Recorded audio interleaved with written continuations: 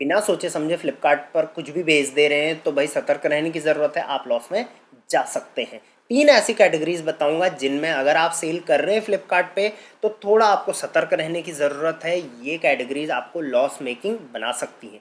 क्या है वो 3 कैटेगरीज, चलिए आज की वीडियो में डिटेल में बताऊंगा और क्यों है वो भी मैं बताऊंगा। आप किस कैटेगरी में सेल करते हैं मुझे फटाफट कमेंट में बता दो। Welcome to Rishi commerce, I am Rishi. सीधे वीडियो को शुरू करते हैं। अब इन 3 कैटेगरीज को मैं क्यों ऐसा बोल रहा हूं कि इनमें दिक्कत आ सकती है, वो 3 रीजंस की वजह से है। पहला, शिपिंग इज वेरी हाई। दूसरा, इसमें थोड़ा उल्टा है, commission low on high price and commission high on low price. और तीसरा, रिटर्न्स इसमें ज्यादा है। और हाँ, वीडियो को लाइक करना मत भूला करो, वीडियो की रीच खत्म हो जाती है, फटाफट लाइक कर दो पहले। तो पहली जो कैटेगरी मैं यहाँ पर आज बताने वाला हूँ वो है exercise and fitness related products. इसमें क्या क्या आता है? Cardio equipments, home gym support, dumbbells, ab exercisers, takers and sippers, yoga mat, gym gloves and all exercise related products इसमें आते हैं। अब इस कैटेगरी में क्या है, सबसे पहले तो मैं आपको बता दूं, हाई कंपटीशन इसमें है। क्यों?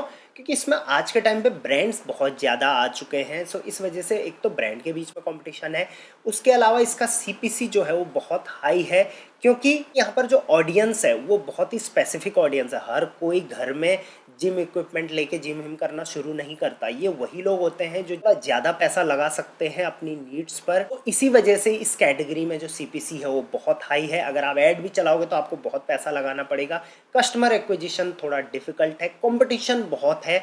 एंड साथ साथ में ये प्रोडक्ट जो है वो लोकल मार्केट से भी मिल जाते हैं और उसके बाद कोई भी सेलर आके इनको लिस्ट कर लेता है अपने ब्रांड नेम से, और उसके बाद इसमें कंपटीशन बहुत तेजी से ग्रो हो रहा है। देखिए, मेरा इस वीडियो को लेकर डिमोटिवेट करने का तो बिल्कुल भी मतलब नहीं है, बस मैं बताने वाला हूं कि किन किन कैटेगरीज में कौन कौन से इश्यूज चल रहे हैं। आप चाहते हो अगर मैं आपकी कैटेगरी पे वीडियो बनाऊं, उसके पॉजिटिव और नेगेटिव चीज़ें, तो कमेंट कर देना अपनी कैटेगरी। नेक्स्ट जो इशू है इस कैटेगरी में वो है क्वालिटी कॉन्शियस बहुत है। इस कैटेगरी में जैसे मैंने बोला थोड़ा हाई लेवल के बायर्स हैं, तो इस वजह से यहाँ पर वो क्वालिटी कॉन्शियस भी होते हैं। और जब कोई क्वालिटी कॉन्शियस होता है तो वो ब्रांड्स की ओर जाते हैं, क्योंकि brand is equal to quality, ऐसा लोगों का माइंडसेट है। वो लोकल प्रोडक्ट नहीं खरीदना चाहते।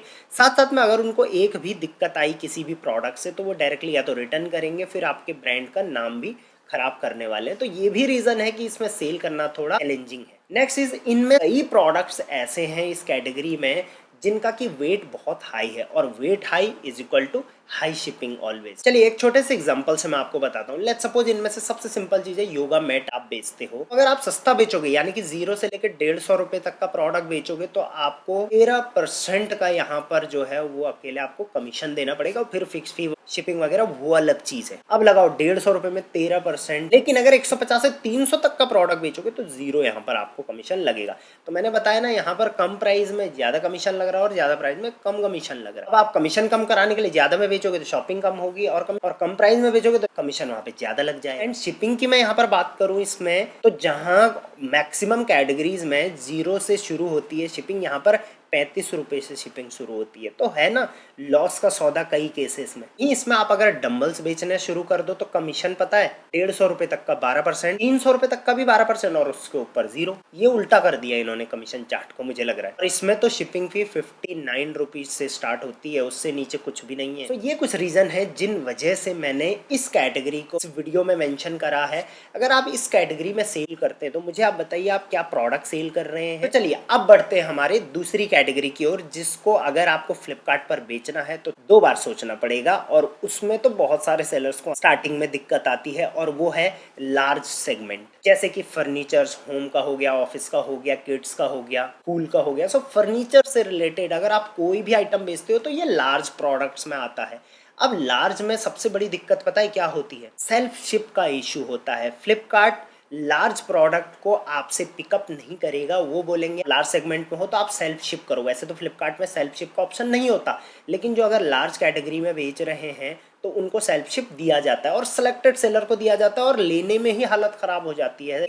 फ्लिपकार्ट कभी नहीं चाहता कि वो कस्टमर से आप डायरेक्टली बात करो। तो सबसे बड़ा इशू इसमें ये है। नेक्स्ट, कमीशन का इशू इसमें है। कमीशन अगेन इसमें भी कमीशन का क्या है कि लो प्राइस में आपको ज्यादा देना पड़ेगा और हाई प्राइस में कम देना पड़ेगा। जैसे कि आप एक स्टडी चेयर बेचते हो, इसमें 300 से कम में 10% और उससे ज्यादा में 0% कमीशन लग रहा है। तो यहाँ पर भी उल्टा सिस्टम है, यानी कि फ्लिपकार्ट चाहता है आप सस्ता ना बेचो इसमें, बस इसमें फिक्स्ड फी 69 रुपीज़ पर प्रोडक्ट पे, वो तो फिक्स्ड है। साथ साथ में सबसे बड़ी चीज़ शिपिंग कॉस्ट इस पे शुरुआत पता है कितने से होती है? 180 रुपये। अगर आपका प्रोडक्ट 1 किलो से नीचे भी है ना, मतलब कितना भी है, 0 से लेके 5 kg और लोकल में भी जाता है, 180 रुपये तो आपको यहाँ पर शिपिंग ही देना पड़ जाएगा। अब लगाओ अगर 500 की चेयर है, 180 उसमें शिपिंग दे दी, कुछ उसमें चलिए कमीशन 0 कर रखा है अभी, कुछ उसने फिक्स्ड फी दे दी, तो भाई प्रॉफिट कैसे बनेगा? वहीं यही प्रोडक्ट नेशनल में चला गया ना तो 440 रुपये शिपिंग है इस पे। और रिवर्स शिपिंग अगर गलती से ये रिटर्न आ गया तो 144 लोकल का है और 264 नेशनल का है। अब बताओ इसमें प्रॉफिट कैसे बनेगा? सो जो बड़े ब्रांड्स हैं सिर्फ वही इसमें प्रॉफिट बना सकते हैं। जो प्राइवेट लेवल ब्रांड्स हैं अगर इसमें घुसना चाहते हैं तो बहुत डिफिकल्ट है, और वॉल्यूमेट्रिक वेट भी बहुत ज़्यादा होगा और वैसे डेड वेट भी बहुत ज़्यादा इसका रहता है। साथ साथ में इसमें रिटर्न पॉलिसी पता है कितने दिन की है? 10 दिन की रिटर्न पॉलिसी है। सो इस कैटेगरी में अगर आप जाने की सोच रहे हो या ऑलरेडी सेल कर रहे हो तो प्लीज़ 2 बार आप सोचें, पहले इन सब चीज़ों को देख लें। और आप जिस भी कैटेगरी में जा रहे हो मैं ये ज़रूर बोलूँगा कि आप पहले उसका कमीशन, उसकी शिपिंग वगैरह, उसका सारे पॉजिटिव नेगेटिव पॉइंट्स जरूर देखें। चलिए आ जाते हैं हम अपने फाइनल कैटेगरी में, जो है कैटेगरी नंबर 3। अब यहाँ पर मैं स्पेसिफिक कैटेगरी नहीं बताऊंगा, यहाँ पर मैं उन कैटेगरीज की बात करूंगा जो हिडन है, लॉस मेकिंग है, लेकिन आपको पता नहीं है कि हाँ इस कैटेगरी में इस वजह से लॉसेस हो रहे हैं। अगर आप उसको इम्प्रूव नहीं करोगे तो बहुत बड़ा लॉस हो सकता है। सबसे पहला इसके अंदर में है साइज स्पेसिफिक कैटेगरी। अगर आप फुटवेयर और क्लोथिंग बेच रहे हो और साइज, क्योंकि ये साइज स्पेसिफिक कैटेगरीज है, इनमें आपको लॉसेस ज़रूर होंगे अगर आपके साइज़ फिट के इश्यूज़ ज़्यादा हुए तो।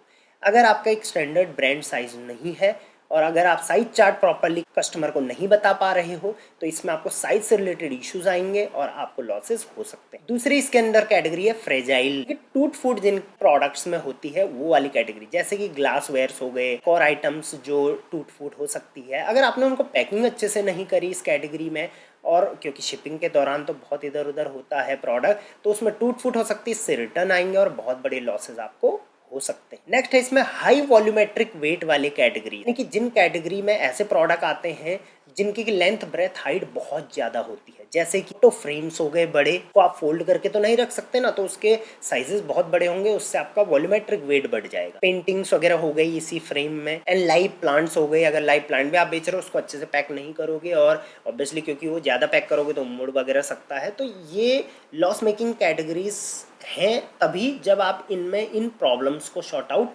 नहीं करोगे। और फाइनली एक ये तो मेरी तरफ से आप वार्निंग समझ लो, वो है मैप्ड प्रोडक्ट, मतलब कि लैचिंग यानी कि मैपिंग वाले प्रोडक्ट। अगर आप ऐसी कैटेगरीज में जा रहे हो जहां पर आप मैप करके घुस रहे हो तो आपको लॉसेस करने पड़ेंगे। सो ये थे 3 ऐसी कैटेगरीज जहां पर मैंने देखा है अपने एक्सपीरियंस से कि बहुत ज़्यादा लॉसेस सेलर्स को झेलने पड़ते हैं और उन्हें बहुत लेट पता इसके बारे में चलता। अगर आपको लगता है ना मेरी वीडियो हेल्पफुल रह सकती है किसी और सेलर के लिए भी, तो फटाफट शेयर इसको ज़रूर कर देना इंस्टाग्राम पर, अपने व्हाट्सएप ग्रुप में, ताकि और सेलर तक भी ये वीडियो ज़रूर पहुँचे।